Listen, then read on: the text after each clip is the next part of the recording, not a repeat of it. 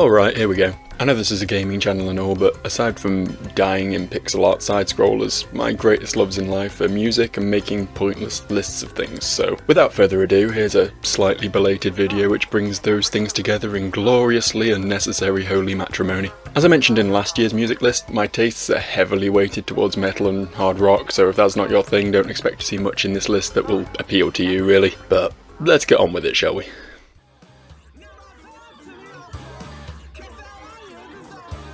This year's list kickstarts with some off-kilter prog rock for fans of King Crimson and the Mars Volta. The track list rarely goes wanting in terms of variation, from the noisy clockwork riffing of the instrumental opener to the blues rock with noodles of the closer, through a whole host of notable moments, some technical and intense, others more understated and dreamlike. Whilst some moments fell flat by trying too hard to jump between or fuse vastly different styles, it's hard to fault these guys for trying to push the envelope. Fans of the weird and wonderful will find a lot to enjoy here, even if it can sometimes feel a little bit overbearing.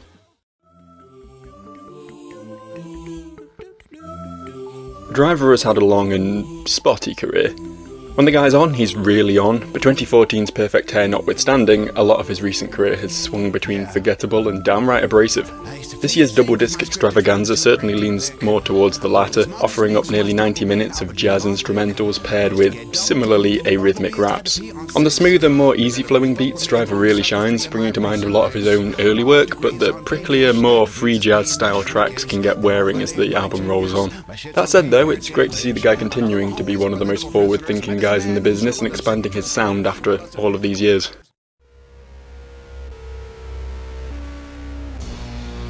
Nadia are a band who deserve way more credit than they get, if only for being one of the few drone bands whose music actually engages me. While some of their stuff verges on the forgettable, I always enjoy listening to their spin on the post-rock formula, and this album is probably my favourite of theirs since their 2003 debut, to be honest. The Mammoth title track takes up 2/3 of the runtime and features waves of spacey, haunting strings, precision point percussion, and dreamy vocals floating in various waves of guitar noise, a formula which could easily be a turn-off for many, but manages to remain consistently appealing, to me at least. The remaining tracks change things up vastly, lurching into noisy black metal and ending in a monumental doom coda which rounds the whole thing off quite nicely.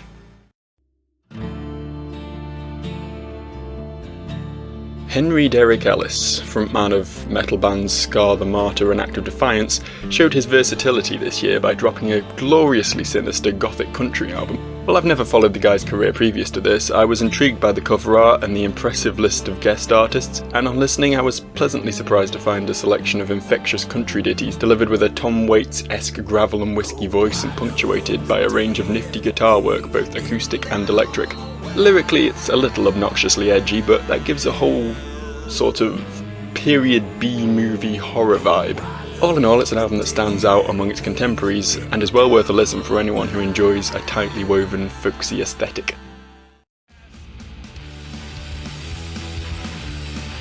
As much as music is, of course, serious business, there'll always be a place for dumb pop-punk fun. $signs specialise in witty, balls-out, 2-minute bursts of unrepentant, self-pitying silliness and social commentary, with lyrics about topics such as getting drunk at weddings, the devil's music taste, and catching a co-worker watching porn at his desk. You're in for nothing massively deep or introspective, but every track on here is anthemic to the point of having me singing along after only 2 listens, and there's a distinct relatability to the words that makes it very easy to like these guys.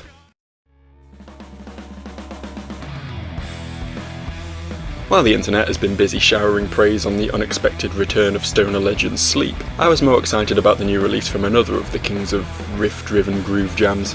Earthless's latest record is uncharacteristically full of short, punchy tracks which play contrast to the sprawling jams of their earlier career. A welcome change in my books to a more digestible but no less groove-centric style. The similarities to stoner pioneers Black Sabbath are obvious to say the least, but more modern production and tightly focused sound that these guys have really brings the genre into the 21st century. The guitar work masterfully makes the complex sound easy, while the vocals add a heady, dreamlike silkiness to the weighty rhythms. If you like a guitar riff, then this one's definitely worth a listen.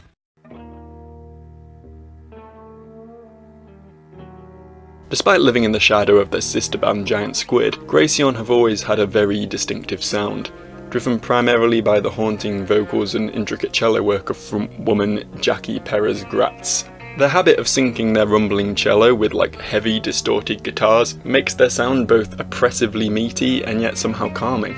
This album, as ever, displays a range of both technically impressive earworm riffs and softer, more minimal pieces which flow comfortably into one another with all the ingenuity you'd expect from these veterans of the post-metal scene. With an average track length of 5 minutes, this album is also a lot more digestible than their sprawling early work, and a great place to start for newbies.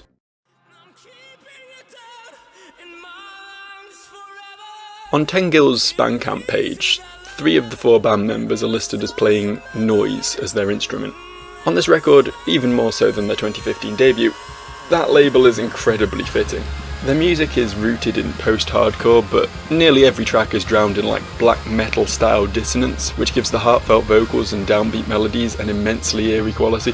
These guys have an impressive capability to marry weird, noisy abrasiveness with music which is not only heavily emotional, but also surprisingly catchy, and I can't help but consider them to be one of the most promising new bands around right now.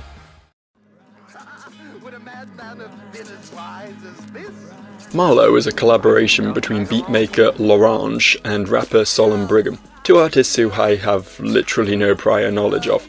I've got to say though, they're talented guys. Solon's rapping style is more clipped and abrasive than the more languid styles I usually prefer, but he does a great job of delivering his thought-provoking lyrics with just the right degrees of emphasis to really build hype. Meanwhile, L'Orange constructs some incredibly smooth, relentlessly groovy beats, packed full of slick samples and providing the perfect yin to Solon's yang. I hope these guys continue to work together in future because they make a hell of a formidable duo.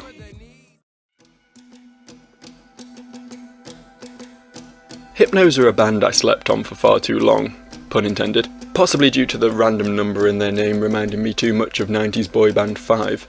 However, rather than churn out pseudo-hip-hop tunes about basketball, this French foursome are masterful musicians who on this album construct gorgeous post-rock style melodies out of predominantly acoustic instruments. The sprawling, harmony-laden tunes on this record intricately weave guitars and pianos around one another in a sort of blissful cloud of musical complexity, sort of like Dream Theater meets Simon and Garfunkel. Which I can honestly say is not a combination I was expecting to hear, but the point is, it's good stuff.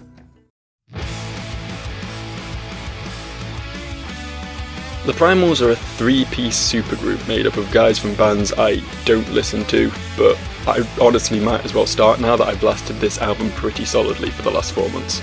This isn't a complex album, the band name is very apt. It's just a set of 10 rapid-fire, noisy, punky, infectious chunks of shout-along goodness.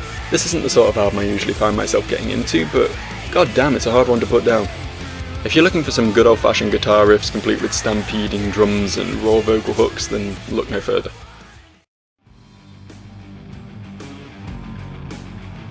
I was worried for a little while that one of the most consistently brilliant names in modern prog would either lose their touch or break up altogether. After the untimely death of their guitarist in 2016, they debuted a new, ambient electronic sound which, while pleasant enough, lacked the punch of their otherwise incredibly solid discography. It turned out my fears were baseless. I found the latest record to be one of the strongest in their discography, serving up slices of the band's trademark despondent spacey sound with spades of gritty rhythms and powerful lyricism. A great return to form and a must-hear for prog rock fans.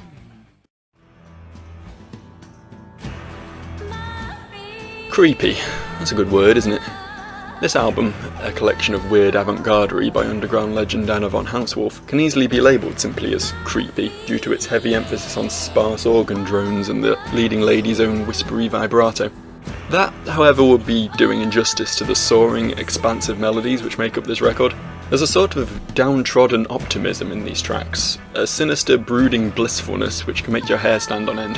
While not particularly abrasive, it isn't listening for the faint at heart, but delving into it is definitely worth doing for some.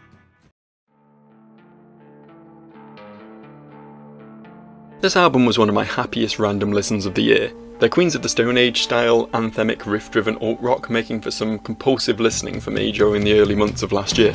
With their loud, quiet, loud dynamics and hooky power chord riffs, these guys aren't exactly breaking any new ground, but what they're doing is lining up a solid set of catchy tunes and knocking every one of them out of the park. Even the weaker tracks on this record have my head bobbing along in time to their vibrant rhythms, and my mouth forming the words of their esoteric lyrics. This is hands down the best no-nonsense rock record I've heard in years, and I'd recommend it to just about anyone.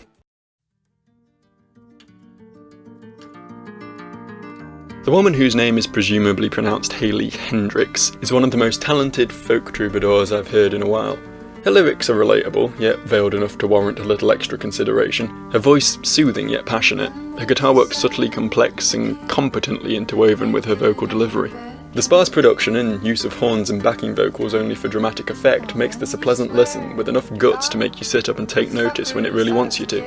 The acoustic singer-songwriter genre is perhaps a little overdone these days, but Hayley here is one of the best around, and one of the ones worth attention.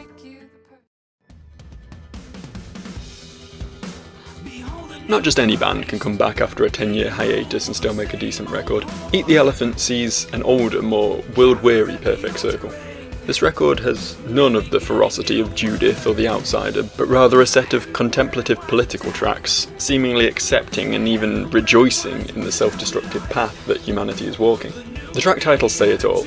Disillusioned, The Doom, So Long and Thanks for All the Fish. These are tracks which utilise Maynard James Keenan's distinctive voice to full maudlin effect. The ominous keys and driving rhythms reinforcing the moody tone of the record, which has seen too much and accepted the worst. It makes for pleasant, if a little heavy, listening, but goddamn, it has to be the worst album artwork I've seen since the new metal days.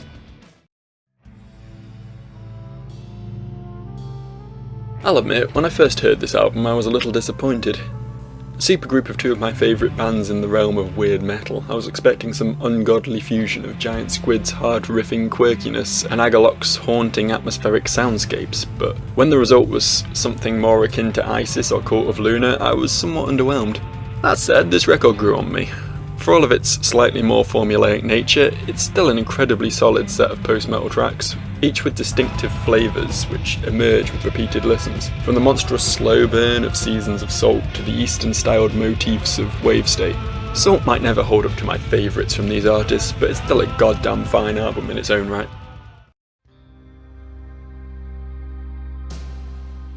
Crippled Black Phoenix have seen a gradual shift from their sample-heavy post-rock roots to a more bombastic prog rock sound in recent years, and if I'm honest, I've been less than enamoured with the change. This record, however, feels like a compromise between those two styles. A majestic, sprawling affair with emotional weight and thought-provoking concepts, broken up by some more direct, later-era Pink Floyd-style tunes. The album runs long at 1 hour and 14, but never feels like it overstays its welcome. Each track is distinctive, compelling, and fully succeeds at what it sets out to do. This is the best the band have sounded in years, and a great entry point for new fans.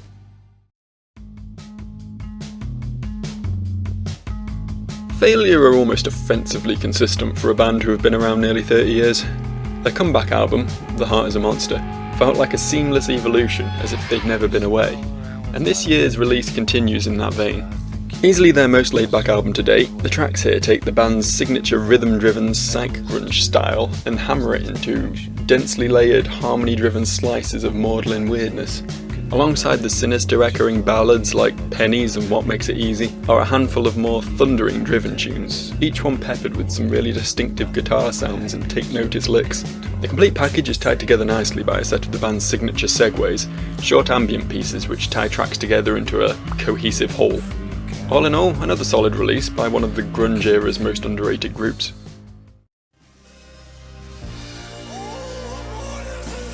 If you notice one major pattern in this list, it's that I enjoy music with really distinctive vocals, and it doesn't get much more distinctive than this. A Forest of Stars eschew the conventional black metal tropes of death growls and banshee screams in favour of some utterly deranged raving, which, though technically impressive and powerful, are notable more for their tendency to swing from the brink of tears to anime villain in his final form at a moment's notice. Even more so than on the band's previous records, these vocals seem to take centre stage, but that's not to diminish the progressive spin on black metal instrumentals that is evident in every track on this record. Sure, the blast beats and walls of guitar noise are present and correct, but so too are some tastefully orchestrated violins and flutes, as well as electronic ambience and sparser metal passages. This album is a dynamic rollercoaster which is guaranteed to either turn you off immediately or make you wonder where it's been all your life. The Soft Moon is a one-man band who makes some gloriously noisy industrial-flavoured post-punk in the vein of Health or some of Dan Barrett's more accessible work. This album in particular feels like an exercise in making catchy pop tunes into something oppressive and sinister. Tracks like Give Something could easily be a top 40 hit if they weren't drowned in horrific guitar noise and fuzz. The stark juxtaposition of these catchy, almost danceable melodies constructed out of tones and effects more commonly found in drone doom or noise rock is weirdly compelling and something I find myself revisiting time and time again.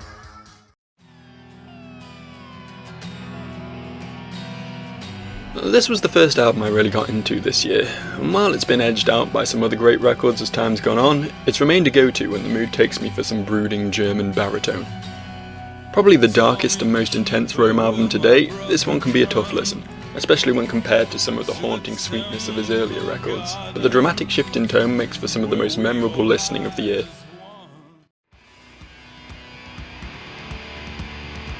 A Storm of Light's first two records are some of my favourite metal releases of all time. The following two, less so. So this album serving as something of a return to form was a real highlight of the year for me. The band have a knack for making music feel immensely heavy and apocalyptic while maintaining a really groovy, listenable quality. And while most of the tracks are somewhat shorter than the customary 10-minute plus of your average post-metal song, they always feel impressively complete and, although this word has lost all meaning in recent years, epic. Oh, and also listen to the goddamn drumming on this record, it is so good.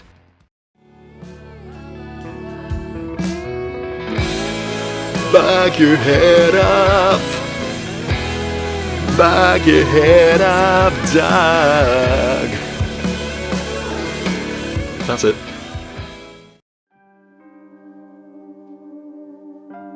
Third wave post-rock often gets a bad rep for being derivative, perhaps understandably so. Fortunately, there are still a few holdouts in the genre who delight in pushing the boundaries and making beautiful, powerful melodies without falling victims to the clichés of the genre. Wang Wen genuinely surprised me with each release, utilising a whole host of instruments, sounds and textures in really, truly stunning ways, to the point where they remain one of very few purely instrumental artists who can project emotion just as effectively as the human voice. I know I'm gushing, but I can't oversell the ingenuity and majesty of this record. Probably the best to date from a band who have only gone from strength to strength.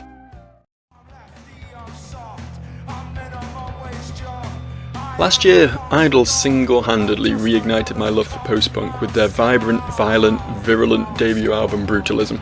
Barely a year later, they dropped this. Joy as an Act of Resistance is every bit as aptly titled as last year's release. The track's inherently less aggressive and more energetic, yet painting pictures of loss, rebellion and political unrest through frontman Joe Talbot's scathing lyrics. This record is more diverse than the previous, offering up slices of boy punk, blues rock and even Swans-esque noise rock, but never once losing the immediacy and relatability of their signature sound, that of a group of lads making some noise, having some fun and telling it like it is.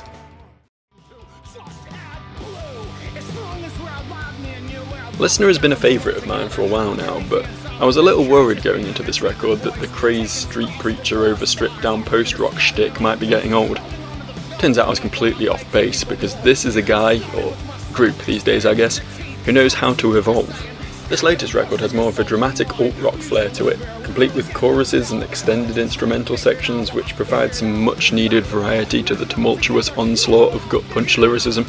Not to say that those lyrics and their rabid, feverish delivery are any less hard-hitting than they were on the likes of Return to Struggleville, but this record finally sees Listener become more of a proper band and not just a delivery method for their frontman's writings.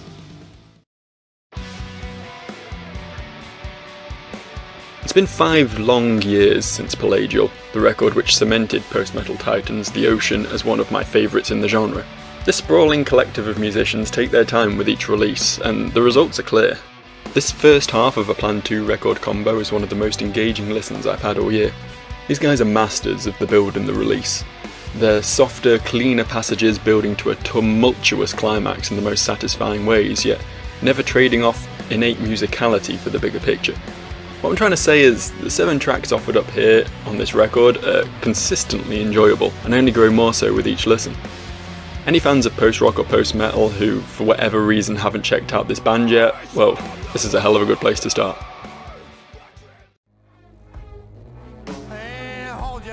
Most of my favourite bands are unclassifiable. A lot of groups who focus on replicating a specific sound end up distracting from their own creativity as a payoff. One such band who completely shits on the idea of genre tags is the intriguingly named Tropical Fuckstorm, whose mishmash of punk, blues, prog rock and industrial is a sound which is irrefutably their own. This, their debut album, is drenched in complex guitar licks, grinding rhythms and raw lead vocals enforced by some sweet harmonies which contrast and complement in equal measure. This is music which shouldn't work but does. On paper it could be a horrible schizophrenic mess, but the end result is immeasurably catchy, powerful and very unique. The politics in the lyrics might rub some people the wrong way, but regardless, this is an album that any rock fan really needs to hear.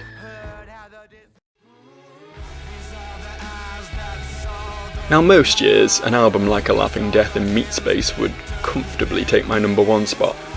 This year though, it was edged out by another supremely creative and compelling record. I was blown away by Zealanada's previous release, Devil Is Fine, but that record lacked the professional touch, feeling more like a collection of songs than an album.